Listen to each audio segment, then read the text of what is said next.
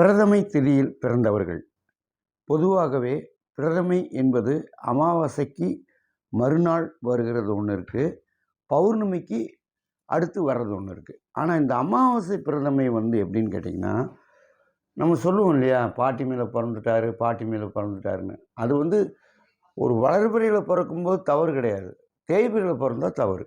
ஆனால் இந்த பிரதமை தேதியில் பிறந்தவங்க எப்பவுமே இவங்க நினச்சதை சாதிக்கணும்னு ஒரு பிடிவாத குணத்தோடையே இருப்பாங்க, நினச்சதையும் சாதிப்பாங்க. அதாவது அவங்க என்ன நினச்சாங்களோ அதை சாதிக்கணுன்றதில் வெறியோடு இருப்பாங்க. அதே மாதிரி இவங்களுக்கு பிரயாணங்கள் அதிகமாக இருக்கும். ஒரு இடத்துல இருக்க முடியாது, இங்கேருந்து அங்கே அங்கேருந்து அங்கே பிரயாணம் பண்ணிக்கிட்டே இருப்பாங்க. இவங்கெல்லாம் இந்த பிரயாணம் பண்ணுற மாதிரியான தொழில் எடுத்துக்கிட்டால் ரொம்ப நல்லாயிருக்கும்.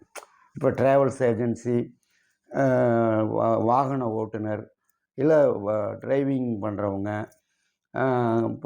அடிக்கடி வெளியூர்களுக்கு பயணம் பண்ணிகிட்ருக்கிறவங்க, வியாபார ரீதியாக பயணம் பண்ணுறவங்க, இவங்கெல்லாம் இந்த பிரதமையில் பிறந்திருந்தால் ரொம்ப சிறப்பாக இருக்கும். அடுத்து இவங்களுக்கு பொதுவாகவே எதையும் சீக்கிரம் நம்ப மாட்டாங்க, எல்லாமே சந்தேகம்.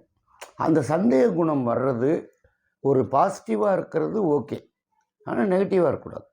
சந்தேகம் வரலாம், இவன் நல்லவனா இவன் கெட்டவனா, அந்த சந்தேகம் வரலாம். ஆனால் அது பாசிட்டிவாக எடுத்துக்கிட்டிங்கன்னா இந்த பிரதமை திதிக்காரங்களுக்கு ரொம்ப சிறப்பான ஒரு யோகம் இருக்கும். அடுத்து இவங்க குணாபாவம், அதான் இந்த குணாபாவத்தை தான் சொல்கிறேன். அடுத்து இவங்களுடைய பொருளாதாரம் பார்த்திங்கன்னா, பிரதமை திதியில் காலையில் காசு வரும், சாயங்காலம் காசு எங்கே போச்சுன்னு தெரியாது. ஆனால் இதை சேமிப்பு பண்ணணும்னு சொன்னால் இவங்க அதுக்குண்டான, இப்போ உங்கள் குடும்பத்திலே இன்னொரு திதியை சேர்ந்தவங்க, இப்போ துவிதி திதி சேர்ந்தவங்க 3ஆம் பிறை, அவங்க பேரில் போட்டுடணும். பணம் வாங்கினா அவங்க பேரில் போட்டுடணும். தொழிலில் சம்பாத்தியம் அவங்க பேரில் போட்டுடணும். எது வந்தாலும் நீங்கள் இதை காப்பாற்றிக்கணும். ஏன்னா பிரதமை தெரிந்தவங்க பணத்தை காப்பாற்ற அடிக்கடி லாஸ் ஆகிட்டே இருப்பாங்க. அது ஒரு பெரிய பிரச்சனை இருக்குது. ஆனால் இருந்தால் கூட நீங்கள் காப்பாற்றினீங்கன்னா கண்டிப்பாக இந்த பிரதமை தேதியில் சேமிப்பாக்கலாம். அது ஒன்று இருக்குது. இவங்க என்னென்னு கேட்டிங்கன்னா, வீடு வாசல் வாங்குறது எல்லாமே நடக்கும். இவங்க நினச்ச நேரத்தில் நடக்காது, இவங்களே எதிர்பார்க்காம நடக்கும்.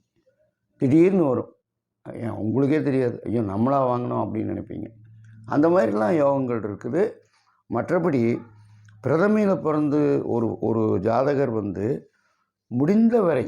முடிந்தவரை இவங்க பெருமாளை கும்பிட்டா கொஞ்சம் ரிலீஃப் ஆகலாம். அதாவது ஏன்னா அமாவாசைக்கு அடுத்த பிரதமைன்றனால, அதாவது பெருமாளை போய் தரிசிச்சுட்டு வந்தால் இவங்களுக்கு இந்த பொருளாதார நஷ்டம் இருக்காது.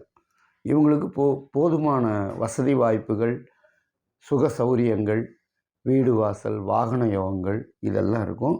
வாகனங்களை வச்சு இவங்க தொழில் பண்ணால் ரொம்ப சிறப்பாக இருக்கும். இன்னொரு விஷயம் பார்த்திங்கன்னா, பிரதமையில் பிறந்தவங்க கூடிய மட்டும் கல்வியில் கவனம் செலுத்தணும். அதாவது இந்த திதியில் பிறந்த மாணவர்கள் கல்வியில் ரொம்ப கவனமாக இருக்கணும். ஏன்னா இவங்களுக்கு கல்வி ஏதாவது ஒரு இடர்பாடு வரும். ஸ்கூல் மாறுவாங்க, காலேஜ் மாறுவாங்க, ஊர் மாறுவாங்க, அதனால கல்வி பாதிக்கப்படும். அப்போது அதை நம்ம சரி பண்ணணுன்னா முதல்ல கல்வியில் கவனம் செலுத்தி அதுக்குண்டான முயற்சிகளையும் அதுக்குண்டான இதையும் படிக்கணும்.